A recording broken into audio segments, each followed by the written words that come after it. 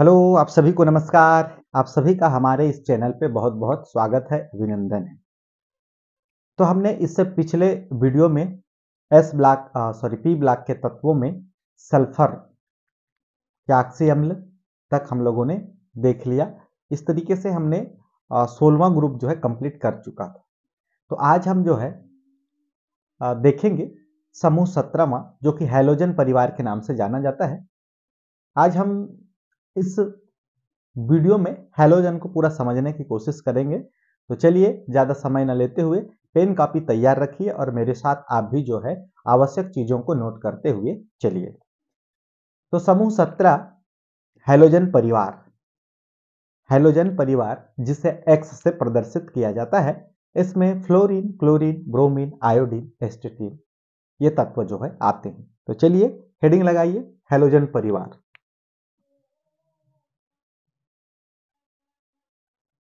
Halogen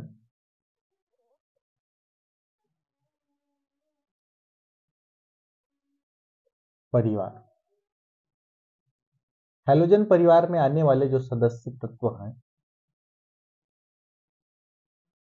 वह है fluorine, chlorine, bromine, iodine, एस्टेटीन। यह जो है समूह 17वां है। ठीक,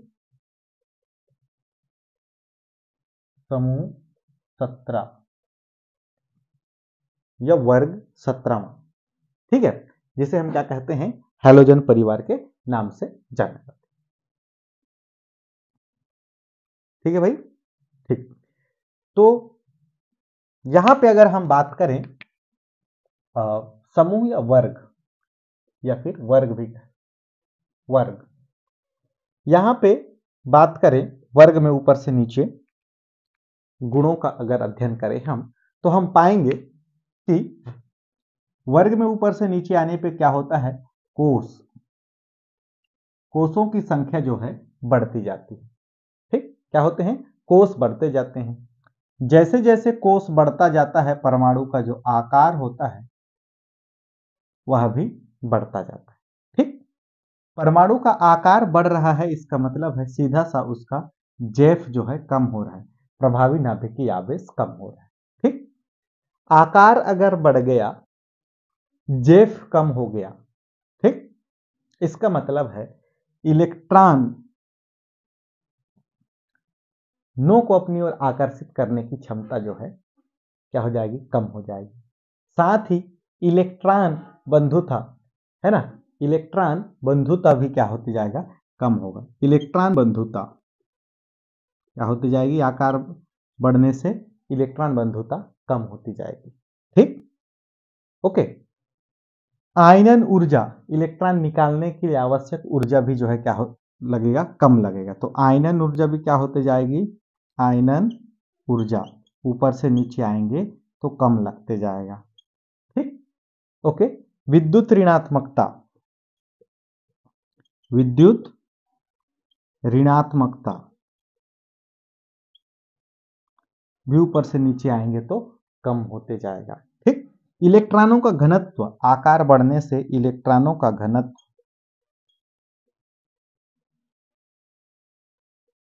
क्या होता जाएगा, कम होते जाएगा। ठीक है, समझ में आ रहा है भाई। हैलोजन परिवार में फ्लोरीन, क्लोरीन, ब्रोमीन, आयोडीन तथा एस्टेटीन, हैलोजन परिवार को जो है एक्स से प्रदर्शित किया जाता है, जहां पे एक्स बराबर फ्लोरीन, क्लोरीन, ब्रोमीन, आयोडीन तथा एस्टेटीन होते हैं। ठीक है भाई। तो वर्ग में ऊपर से नीचे देखें तो कोष की संख्या बढ़ती है, आकार बढ़ता जाता है, आकार बढ़ने से जेफ मतलब कम हो रहा है, इलेक्ट्रॉन बंधुता कम होते जाता है, आयनन ऊर्जा कम होगी, विद्युत ऋणात्मकता भी ऊपर से नीचे आएंगे तो कम होगी, और इलेक्ट्रॉनों का घनत्व भी क्या होते जाएगा, कम होते जाएगा। ठीक, और इसका नॉर्मली अगर इसकी भौतिक गुण देखें तो फ्लोरीन जो होता है, फ्लोरीन जो होती है यह पीली गैस, कैसी गैस है ये, पीली गैस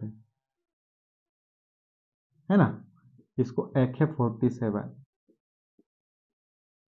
पीली गैस है, ये क्या है, पीली गैस है। क्लोरीन जो है, क्लोरीन जो होती है यह हरी पीली गैस, हरी, पीली। ठीक, इसके बाद बात करें ब्रोमीन का, है ना, ब्रोमीन का, तो ये जो है लाल भूरा द्रव होता है, लाल भूरा द्रव, है ना, रेड ब्राउन लिक्विड होता है। ठीक, और जो आयोडीन होता है वह बैगनी काला ठोस होता है, बैगनी काला ठोस अवस्था।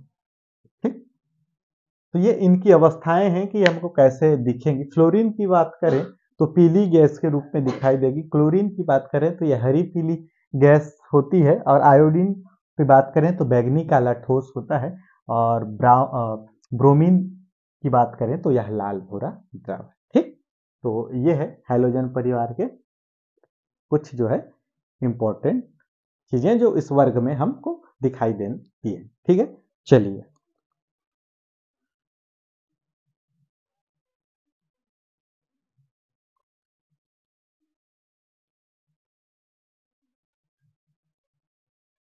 हो गया। ठीक,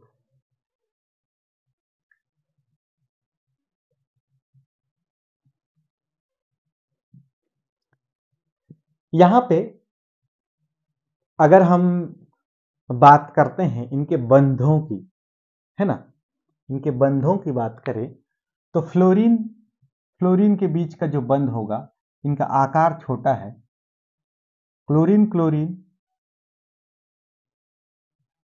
ब्रोमीन ब्रोमीन, आयोडीन आयोडीन, ऐसे ये आकार जो है बढ़ता जा रहा है। आकार बढ़ने से बंध जो है, इनके बीच का बंध जो है कमजोर होते जा रहा है। ठीक, ठीक है, आकार बढ़ने से, ठीक है, पकड़ जो है यहाँ पे कमजोर हो रहा है, और बंध, ठीक है भाई। तो अगर देखें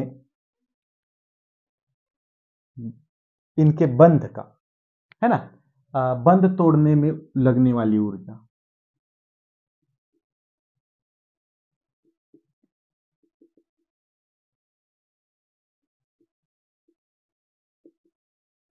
ऊर्जा या इसको कह दें बंध ऊर्जा,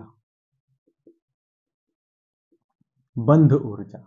ठीक, बंध ऊर्जा जो है सर्वाधिक होगी क्लोरीन की। ठीक, उसके बाद आती है, क्लोरीन के बाद आता है ब्रोमीन का, फिर आता है फ्लोरीन का, फिर बाद में आता है आयोडीन का। तो आप यहां पे देख पाएंगे कि बंध ऊर्जा यहां पर जो है सबसे ज्यादा किसका है, क्लोरीन का। ठीक, नीचे की ओर आएंगे तो बंध ऊर्जा जो है कम होती जाती है। ठीक, अब यहां बात आती है, चलो इसको स्क्रीनशॉट ले ले, फिर अगले इस पे अपन बताते हैं स्लाइड पे। ठीक, हो गया। ठीक,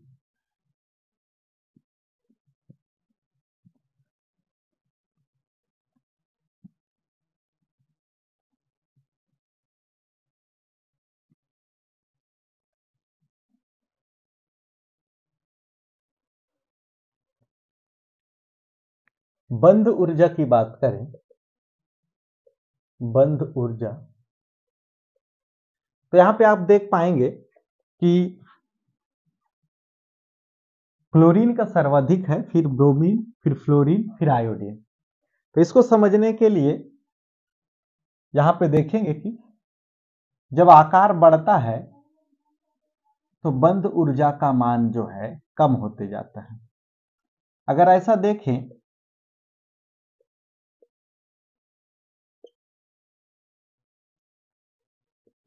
ऐसे देखें तो इसकी बंध ऊर्जा ज्यादा होनी चाहिए थी, ज्यादा होनी थी, लेकिन ऐसा नहीं होता। ज्यादा होता है किसका बंध ऊर्जा, क्लोरीन की। क्लोरीन की जो है बंध ऊर्जा ज्यादा होती है ना, क्लोरीन की बंध ऊर्जा ज्यादा होती है, इसकी जो है बंध ऊर्जा सर्वाधिक। इसका कारण है, इसको अपवाद की श्रेणी में आप लेके चल सकते हैं। ये अपवाद है कि भाई आकार, परमाणुओं का आकार फ्लोरीन का छोटा है तो बंद ऊर्जा इसकी ज्यादा होनी चाहिए थी, लेकिन बंद ऊर्जा ज्यादा होती है क्लोरीन का। फ्लोरीन आता है इधर तीसरे नंबर। ठीक, तो इसका कारण क्या है? इसका कारण ये है कि फ्लोरीन का आकार जो है आवश्यकता से ज्यादा छोटा है। आवश्यकता से ज्यादा छोटे होने के चलते इनके बीच में जो उपस्थित इलेक्ट्रॉन होती हैं उनके बीच में जो है प्रतिकर्षण होती है, जिसके कारण फ्लोरीन की बंद ऊर्जा कमजोर हो जाती है। ठीक है, ओके, बंद जो है कमजोर हो जाती है और उसकी बंद ऊर्जा भी क्या होगी? कम होगी। ठीक है ना। फ्लोरीन का आकार, फ्लोरीन का आकार आवश्यकता से, आवश्यकता से अधिक छोटा होने के कारण, छोटा होने के कारण, आवश्यकता से अधिक छोटा होने के कारण इसके इलेक्ट्रॉन इलेक्ट्रॉन के बीच में प्रतिकर्षण होता है। प्रतिकर्षण, बीच में प्रतिकर्षण होने के कारण, कारण बंध की ऊर्जा, बंध की ऊर्जा कम हो जाती है। ठीक, ठीक है भाई। फ्लोरीन के का जो आकार होता है वो आवश्यकता से ज्यादा छोटा है। ज्यादा छोटा होने के चलते इसके अंदर देखो सभी की आखिरी कक्षा में उतने ही इलेक्ट्रॉन उपस्थित होते हैं, तो इलेक्ट्रॉनों के बीच में, इनके बीच में क्या होता है? प्रतिकर्षण होता है। प्रतिकर्षण होने के चलते यहाँ इसका प्रभाव बंध पे पड़ता है और जिसके चलते इसका बंध कमजोर हो जाता है। ठीक, बंध कमजोर होने के चलते अगर यहाँ पे बंध ऊर्जा की बात करें तो क्लोरीन की ज्यादा होती है, फिर ब्रोमीन की, फिर आती है फ्लोरीन। ठीक है, तो इसको याद रखिएगा कि प्रश्न हो सकता है फ्लोरीन और क्लोरीन में से किसकी बंद ऊर्जा अधिक होती है, या तो फिर सीधा बोले कि फ्लोरीन से ज्यादा क्लोरीन की बंद ऊर्जा होती है, क्यों? ऐसा करके प्रश्न पूछ सकता है। ठीक, चलिए नोट डाउन कर लीजिए।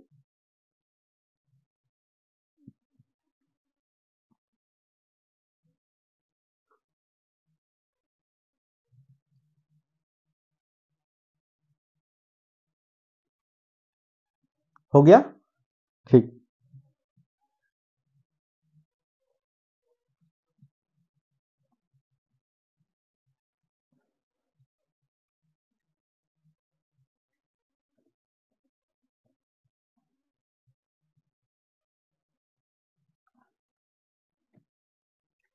अब देखते हैं हैलोजन की क्रिया जो है हाइड्रोजन के साथ। ठीक, हैलोजन की क्रिया हाइड्रोजन के साथ।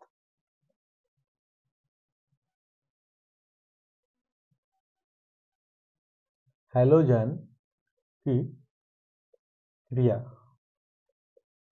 हाइड्रोजन के साथ।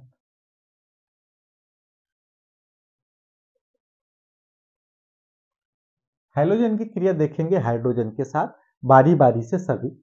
तो ये सभी के साथ जो है मिलके कुछ इस तरीके से बनाता है। फ्लोरीन रिएक्ट करे हाइड्रोजन के साथ, क्लोरीन रिएक्ट करे हाइड्रोजन के साथ, ब्रोमीन रिएक्ट करे हाइड्रोजन के साथ, आयोडीन रिएक्ट करे हाइड्रोजन के साथ, एस्टेटीन भी रिएक्ट करे हाइड्रोजन के साथ। तो कम से कम अपन इतना ही देखते।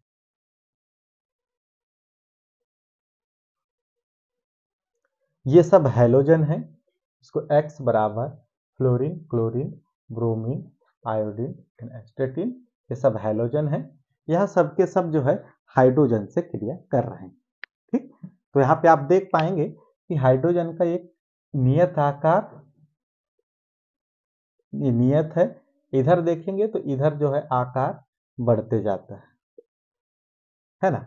हाइड्रोजन का नियत आकार हैलोजन के बढ़ते हुए आकारों से क्रिया करते जाएगा और इन सब के साथ जो है रिएक्शन कर यौगिक बनाएगा, है ना। तो इसके साथ जब बनाएगा तो ये बनाएगा HN, इसके साथ जब बनाएगा तो HCN, इसके साथ बनाएगा HBr, इसके साथ बनाएगा HI, ठीक है भाई, ये इनके साथ जो है इस तरीके से अम्ल बना रहा है। ठीक, ओके। अब यहां पे देखें कि कैसा क्या हो रहा है। ठीक, ओके। तो अब देख पाएंगे कि इनके आकार लगभग सेम सेम होंगे, है ना, मतलब ज्यादा अंतर नहीं होगा, लेकिन इधर देखते जाएंगे तो अंतर होते जाता है। तो जब आकार बड़ा होते जाता है तो बंद ऊर्जा जो है कमजोर होती जाती है। तो यहाँ पे अगर देखें हम ऊपर से नीचे आते समय, तो बंद ऊर्जा क्या होगी, कमजोर होगी। बंद ऊर्जा कमजोर, इनके बीच का बंध जो होगा वो कैसा होगा, कमजोर होगा। ठीक है, ठीक है। बंध कमजोर है तो ये जो बनने वाले यौगिक हैं इनका तापीय स्थायित्व भी कम होगा। कहने का मतलब ये कि अगर बंध कमजोर है तो कम ताप पर ही वह बंध टूट जाएगा और ये यौगिक टूट के बनने वाले यौगिक तत्वों में आपस में फिर से अलग हो जाएगा। ठीक, तो इसको अपन कह सकते हैं कि ये ज्यादा ताप नहीं सह सकता, यानी कि इनका तापीय स्थायित्व कम होता है। ठीक है, तो ऊपर से नीचे आएंगे तो इन यौगिकों का तापीय स्थायित्व भी क्या होगा, कम होगा। तापीय स्थायित्व कम, ऊपर से नीचे आते हैं तो तापीय स्थायित्व क्या होते जाता है, कम होते जाता है। ठीक है, तापीय स्थायित्व कम होने के चलते ये क्या होंगे, इनके बंध टूटेंगे। बंध टूटने से इनके साथ जो जुड़ा है हाइड्रोजन वो निकल जाएगा और किसी दूसरे यौगिक में जुड़ जाएगा, सॉरी किसी दूसरे तत्व के साथ जुड़ेगा। जिस तत्व के साथ जुड़ेगा उसका अपचयन हो जाएगा। ठीक है ना, समझ में आ रहा है। बंध कमजोर होते जाएगा ऊपर से नीचे, तो ये हाइड्रोजन टूट के अलग होगा। मतलब ऊपर वाले थोड़ा लेट से छोड़ेंगे, नीचे वाले जल्दी छोड़ेंगे। तो नीचे वाले जल्दी छोड़ेंगे तो इसका मतलब क्या हुआ कि हाइड्रोजन यहाँ से टूटेगा, किसी दूसरे तत्व के साथ जाकर जुड़ेगा। तो जिसके साथ जुड़ गया उस तत्व का तो अपचयन हो गया, और किसके कारण उसका अपचयन हुआ है, इनके बंध टूट गया और इस यौगिकों के इन तत्वों के कारण हो गया। तो ये क्या होंगे, एक अच्छे अपचायक होंगे। तो ऊपर से नीचे आएंगे तो इनके अपचायक गुणों में क्या होगा, वृद्धि होगा। ठीक है, बिल्कुल सही। इसके अपचायक गुणों में क्या होगा, वृद्धि होगा। अपचायक गुणों में क्या होगा, वृद्धि होगा। ऊपर से नीचे आएंगे तो अपचायक गुणों में वृद्धि होगा, क्योंकि ऊपर वाले तत्वों को में से इनके हाइड्रोजन को तोड़ना कठिन है, नीचे वाले का जो है आसान है। इधर वाले जल्दी से तोड़ देंगे और हाइड्रोजन मुक्त होगा। हाइड्रोजन मुक्त होगा तभी तो दूसरे के साथ जुड़ेगा। दूसरे के पास गया तो उसका हाइड्रोजन देने वाला कौन है, वो अच्छा अपचायक होगा। ठीक है, अब ये आसानी से टूटकर निकल जा रहे हैं तो ये रासायनिक अभिक्रिया में आसानी से क्रिया करेंगे, तो इनकी क्रियाशीलता क्या होंगे, आसानी से भाग लेंगे। इनको विशेष ज्यादा ताप देने की जरूरत नहीं, ये आसानी से क्या है, रासायनिक क्रिया में भाग लेंगे। तो इनकी क्रियाशीलता भी क्या होगी, बढ़ेगी। ऊपर से नीचे आने पर इनकी क्रियाशीलता क्रियाशीलता क्या होती है, बढ़ती है। ठीक, ऊपर से नीचे आएंगे इस ग्रुप में तो इनकी क्रियाशीलता जो है बढ़ती जाती है। ठीक भाई, जो जितनी आसानी से H+ त्यागता है वह उतना अम्लीय होता है। ठीक, तो आप यहाँ पे देख पाएंगे कि ये हाइड्रोफ्लोरिक, हाइड्रोक्लोरिक, हाइड्रो और हाइड्रोआयोडाइड, ठीक, ये सबके सब जो है एसिड है। तो जो जितने आसानी से प्रोटॉन त्यागता है, H+ त्यागता है, वह अम्ल होता है ना। तो यह अम्लीय सामर्थ्य ऊपर से नीचे आने पे क्या होते जाएगा, बढ़ता जाएगा। अम्लीय सामर्थ्य ऊपर से नीचे आएंगे तो अम्लीय सामर्थ्य इनका जो है बढ़ता जाएगा। ठीक, बंद लंबाई क्या हो रही है, बढ़ रही है, तभी तो कमजोर भी हो रहा है बंद। ठीक, तो बंद लंबाई यहाँ पे कमजोर है, लेकिन बंद की ऊर्जा भी क्या होती है, कम होती है। बंद लंबाई बढ़ेगी, बंद की ऊर्जा कम होगी।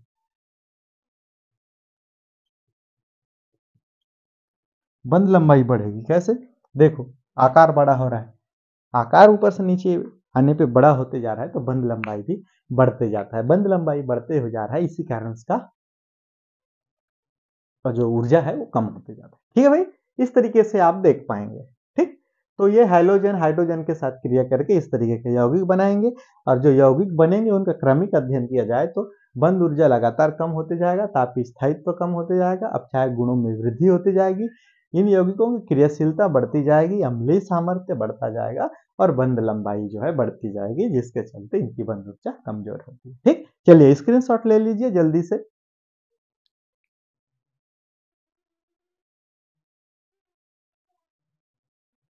ओके, तो ये था हैलोजन के साथ क्रिया। अब देखते हैं इनकी क्रिया धातुओं के साथ। तो सबसे पहले इसको मिटाते हैं, फिर देखते हैं धातुओं के साथ हैलोजन किस तरीके से क्रिया करते हैं।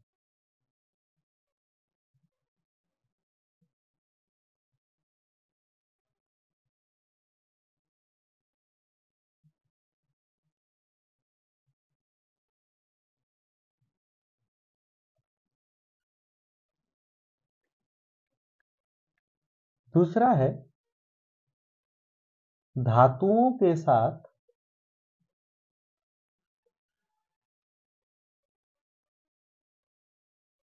हैलोजन की क्रिया।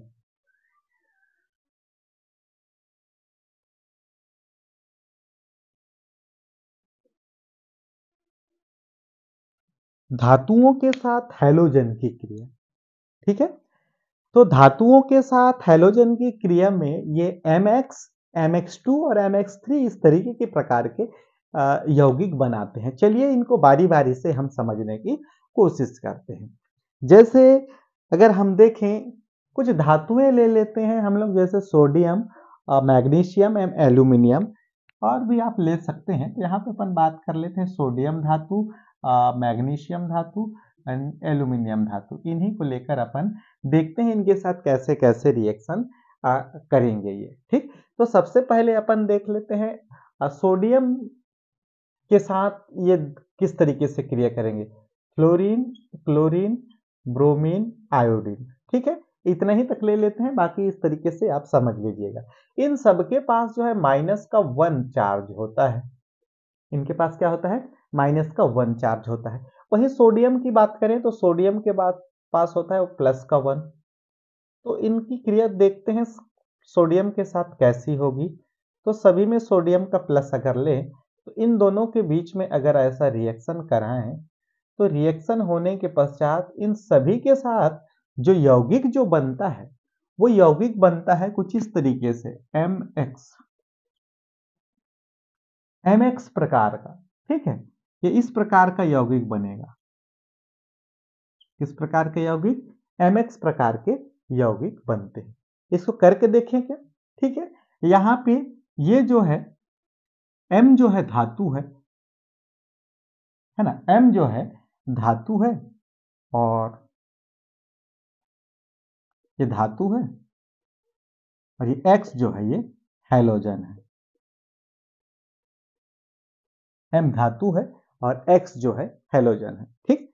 इसको देख के देखते हैं क्या होगा। अगर सोडियम और फ्लोरीन आपस में क्रिया करेंगे, सोडियम और क्लोरीन क्रिया करेंगे, ब्रोमीन और सोडियम क्रिया करेंगे, और वहीं सोडियम और आयोडीन क्रिया करेंगे, ठीक। MX प्रकार का यौगिक बनता है। तो यहां देखेंगे ये क्या बनेगा, ये बनेगा NaF, ठीक। ये बनेगा NaCl, NaCl। फिर ब्रोमीन के साथ ये बनेगा NaBr, ठीक। और वहीं सोडियम के साथ आयोडीन के साथ बनेगा NaI, ठीक। तो यहाँ पे इस तरीके का MX प्रकार के यौगिक जो है बनाता है, ठीक। ओके, क्लियर है। अब यहीं पे बात करते हैं, अगर हम मैग्नीशियम को लें तो मैग्नीशियम को लेने पर ये MX2 प्रकार का यौगिक बनाता है। किस प्रकार का यौगिक बनाता है, MX2 प्रकार का यौगिक। तो आप देख पाएंगे कि मैग्नीशियम के पास जो है +2 होता है, तो इसके पास फ्लोरीन के पास -1 फ्लोरीन, ब्रोमीन के पास -1, आयोडीन के पास -1, ठीक। मैग्नीशियम के पास देखें तो Mg ये 2+ होता है। वैसे ही सभी के साथ यहाँ देखें Mg2+, Mg2+, Mg2+, तो इनकी क्रिया आपस में अगर हम कराएं तो MX2 प्रकार का लगेगा, क्योंकि इसके +2 को कैंसल या न्यूट्रल करने के लिए यहाँ पे 2- की जरूरत पड़ेगी। 2- लेने के लिए हमको इन अणुओं को कितना लेना पड़ेगा, 2 लेना पड़ेगा। इसी प्रकार से ये क्या बन जाएगा, MX2 प्रकार का यौगिक बनेगा, ठीक है। क्लियर है, क्योंकि एक के पास -1 है, इसको 2 करने का तरीका क्या है, इसको डबल कर देंगे, ठीक है। तो जो यौगिक जो मिलके बन के आएगा, तो इसको यहाँ पे आप दिखा सकते हैं डायरेक्ट, अगर अपन दिखाना चाहें तो यहाँ पे F2 ये जो है टू टू जो है आपस में क्रिया करेंगे, है ना। ठीक है भाई, तो ये बना लेगा क्या, MgF2। ठीक, यहाँ पे यौगिक जो बनेगा ये बनाएगा MgCl2, यहाँ पे जो बनेगा ये बनाएगा MgBr2, यहाँ पे जो यौगिक बनेगा वो बनेगा MgI2। तो आप देख पा रहे हैं ये सारे के सारे किस प्रकार के यौगिक बने हैं, यहाँ पे बने MX2 प्रकार के यौगिक। ठीक, ये यौगिक MX2 प्रकार के और ये वाले यौगिक जो है MX प्रकार के। ठीक है, समझ में आ गया। तो धातुओं के साथ इस तरीके से क्रिया करता है। अगले स्लाइड में अपन देखेंगे एल्यूमिनियम के साथ, तब तक के लिए आप इसको स्क्रीनशॉट ले लीजिए और नोट कर लीजिए।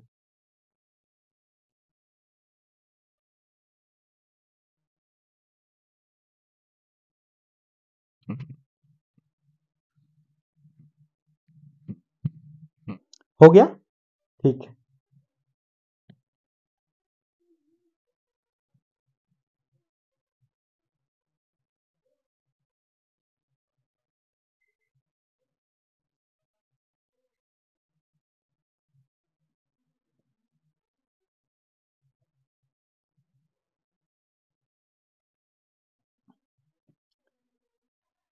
अगला देख लेते हैं एल्यूमिनियम के साथ इसकी क्रियाएं।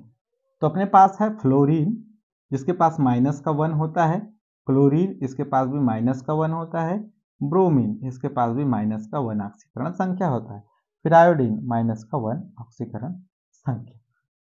ठीक है, तो अपन देखेंगे जो एल्यूमिनियम होता है इसके पास +3 होता है ना।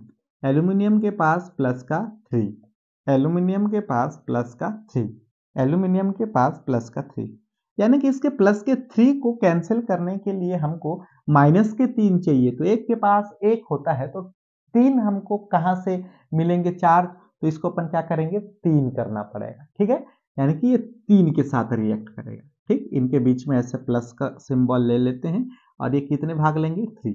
ये उसके ऊपर का चार्ज है ना, ये जो दिख रहा है चार्ज है, ये भी 3 लगेगा, ये भी 3 लगेगा, ये भी 3 लगेगा। ठीक, तो वो 3 कैसे लगेगा वो अपन वहां लेके चलते हैं।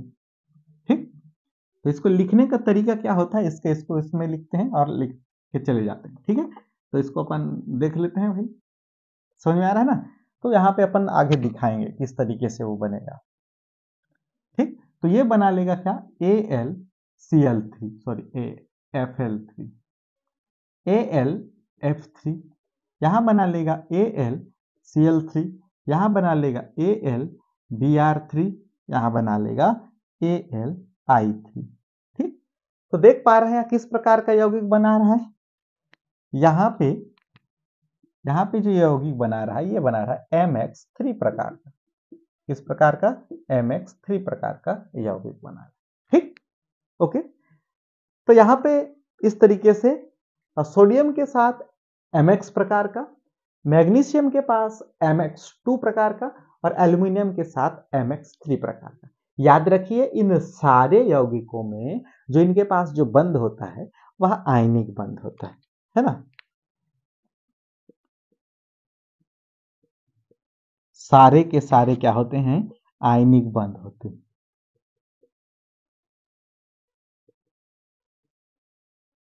सारे आयनिक बंध होते हैं। ठीक है, चलिए नोट कर लीजिए।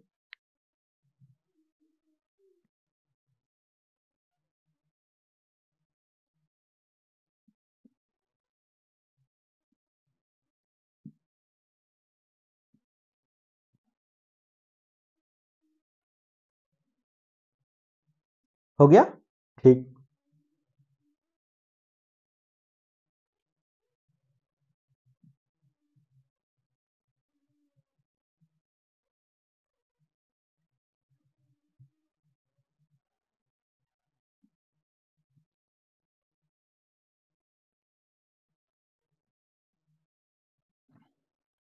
तो ये था हैलोजन का धातुओं के साथ क्रिया, जिसमें हमने देखा MX, MX2 और MX3 प्रकार के यौगिक।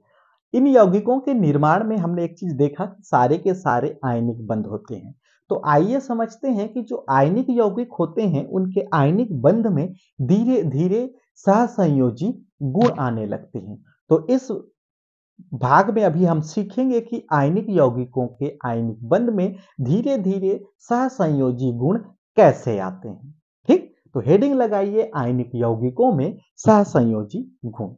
ओके,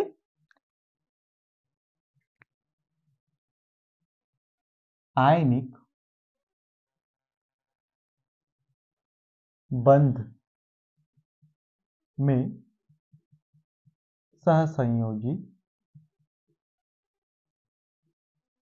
गुण कैसे आते हैं, गुणों का आना कह सकते हैं। आयनिक बंध में सहसंयोजी गुणों का आना कैसे आते हैं, तो इसको समझाने के लिए या समझने के लिए हम फैजन के नियम का अध्ययन करते हैं। ठीक, तो यहां पर हमको सहायक होता है फैजन का नियम। फैजन का नियम,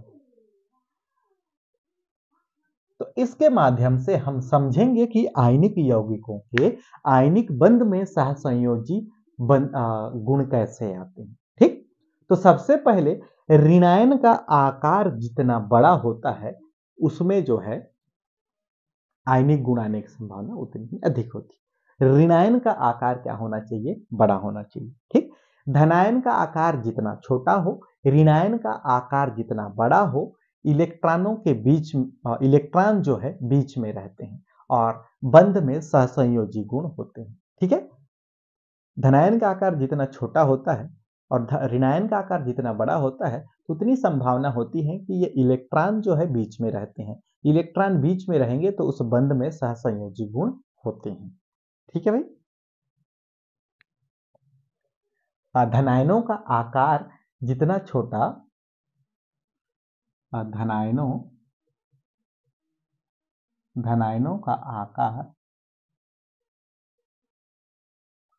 छोटा तथा ऋणायनों का आकार बड़ा होने से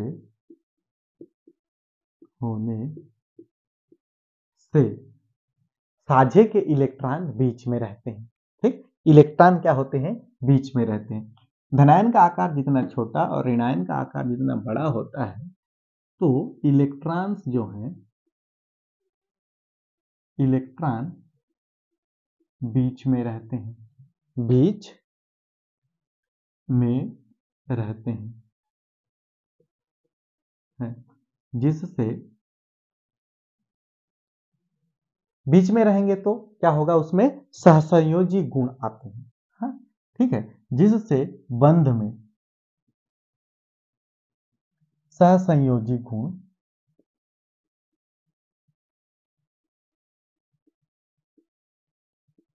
आते हैं। ठीक है भाई, सहसंयोजी गुण होगा। ठीक, तो देखते हैं क्या क्या स्थिति में कैसी कैसी होगी। ठीक, तो सबसे ऋणायन का आकार क्या होना चाहिए, बड़ा होना चाहिए। केस अगर देखें, ऋणायन का आकार ऋणायन का आकार अधिक होना चाहिए, बड़ा होना चाहिए। ऋणायन का आकार क्या होना चाहिए भाई, अधिक होना चाहिए। ठीक, ऋणायन का आकार अधिक होगा तो जो है उसमें सहसंयोजी गुण आएगा। तो देखते हैं कुछ उदाहरण को ऋणायन के आकार। ठीक, ले लेते हैं लिथियम फ्लोराइड। ठीक, फिर ले लेते हैं लिथियम क्लोराइड। ठीक, फिर ले लेते हैं लिथियम ब्रोमाइड। ठीक, फिर ले लेते हैं लिथियम आयोडाइड। ठीक है भाई, तो यहां पे आप देख पाएंगे कि इसमें ये प्लस है, ये माइनस है, ये प्लस है, माइनस है, प्लस है, माइनस है, प्लस है, माइनस। ठीक, तो ये ऋणायन है, ऋणायन का आकार धीरे धीरे बढ़ रहा है, ऋणायन का आकार अधिक हो। यहाँ पे इसका कम, इससे बड़ा इसका, इससे बड़ा इसका, इससे बड़ा इसका। तो ऋणायन का आकार जितना बड़ा होता है, अधिक होता है, उसमें सहसंयोजी गुण उतने ही अधिक आते हैं।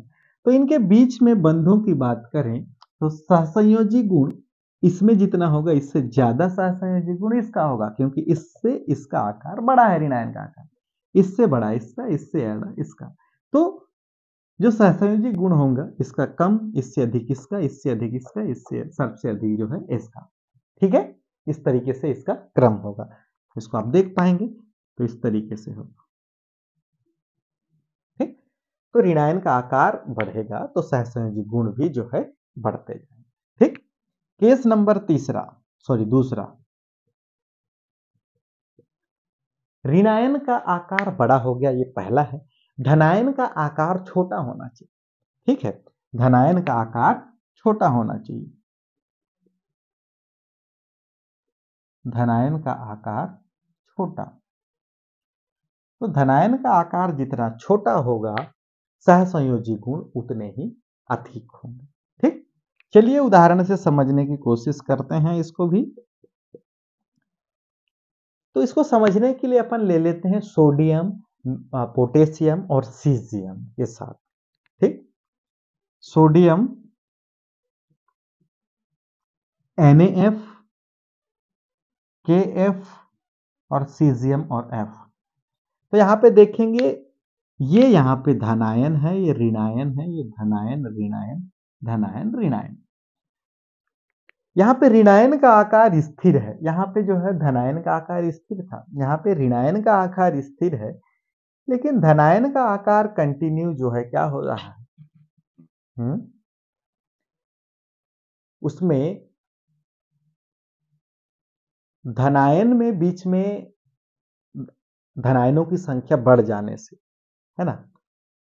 ठीक है भाई, धनायनों का आकार जो है जितना छोटा होते जाए, ठीक, आकर्षण ज्यादा होता है ना, ठीक, वो जो है उतना।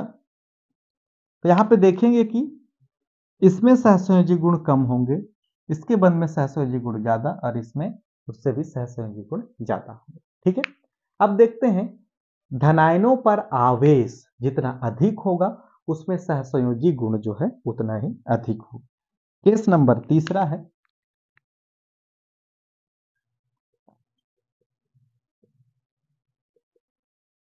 धनायनों पर आवेश जितना ज्यादा, धनायन पर आवेश जितना अधिक होगा सहसंयोजी गुण जो है उतना ही अधिक होगा। ठीक, उस बंध में सहसंयोजी गुण उतना ही अधिक होगा। धनायन पर आवेश जितना ज्यादा होगा सहसंयोजी गुण उतना ही अधिक होगा। चलो इसको उदाहरण पे समझते हैं। जैसे मान के चलो कोई एक यौगिक बना है, जैसे MX, MX3, MX, MX2, MX3। तो आप यहां पे देख पाएंगे कि यहाँ पे एक है तो इसके पास -1, इसके पास +1, इसके पास 2 है तो इसके पास +2, इसके पास 3 है तो +3 होगा। ठीक, तो आप देख पा रहे हैं धनायन पे आवेश क्या हो रहा है, बढ़ता जा रहा है। यानी कि धनायन पे आवेश बढ़ता जा रहा है, इससे ज्यादा सहसंयोजी गुण इसमें होगा, इससे ज्यादा सहसंयोजी गुण इसमें होगा। ठीक, तो ये था फैजन का नियम, जिसमें हम समझते हैं कि आयनिक बंध में सहसंयोजी गुण कैसे आते हैं। धनायनों का आकार जितना छोटा होता है, ऋणायनों का आकार जितना बड़ा होते जाता है, इलेक्ट्रॉनों को बीच में रहने की संभावना उतनी अधिक होती है, और इलेक्ट्रॉन जब बीच में रहते हैं तो उसमें यौगिकों में सहसंयोजी गुण आते हैं। ठीक है, केस नंबर 1, ऋणायन का आकार अगर अधिक है तो सहसंयोजन गुण उसमें अधिक होगा। तो आप देख पा रहे हैं इसमें ऋणायन का आकार बढ़ता जाता है, धनायन का आकार स्थिर है। केस नंबर 2 में धनायन का आकार जितना छोटा होते जाता है। ठीक है, इसमें देखेंगे ऋणायन का आकार स्थिर है और धनायन का आकार जो है छोटा होते जाता है। जिसका आकार छोटा होते जाता है उस धनायन का आकार जितना छोटा होते जाता है उसमें सहसंयोजी गुण उतने ही अधिक आने लगते हैं। केस नंबर 3, धनायन पर आवेश जितना ज्यादा होता है उसकी सहसंयोजन गुण जो है उसके बंधों में उतने ही अधिक आएंगे। तो देखेंगे आप MX, MX2 और MX3 प्रकार के जब यौगिक बनेंगे तो उसमें MX में 1+, MX2 में 2+ और MX3 में 3+ है। इसका मतलब ये हुआ कि इनमें आवेश की मात्रा बढ़ रही है, धनावेश की मात्रा बढ़ रही है। तो उन जिनमें धनावेश की मात्रा बढ़ रही है उनमें आयनिक गुणों में जो है सहसंयोजी गुण अधिक आएंगे। ठीक, तो चलिए इसको स्क्रीनशॉट ले लीजिएगा।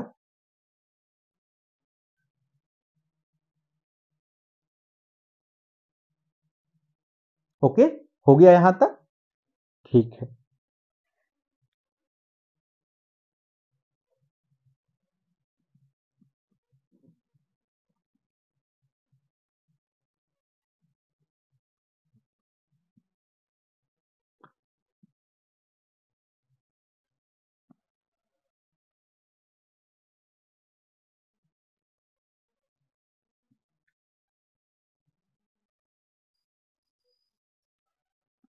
ठीक, कुछ बातें आपको याद रखनी है, जैसे फ्लोरीन जो है संपूर्ण आवर्त सारणी में सबसे अधिक विद्युत ऋणात्मक वाला तत्व है।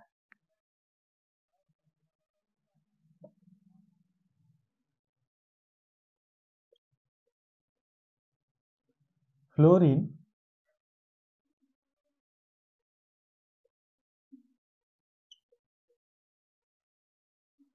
सारणी में सबसे अधिक विद्युत ऋणात्मकता वाला तत्व, यानी कि पूरी आवर्त सारणी में सबसे अधिक विद्युत ऋणात्मकता किसकी है? फ्लोरीन की। ठीक, आवर्त सारणी में क्लोरीन की इलेक्ट्रॉन बंधुता सर्वाधिक है। ठीक है भाई, फ्लोरीन की क्या अधिक है? विद्युत ऋणात्मकता। और दूसरा है क्लोरीन की इलेक्ट्रॉन बंधुता सर्वाधिक है। इलेक्ट्रॉन बंधुता सर्वाधिक है। ठीक है, ओके, चलिए इसको नोट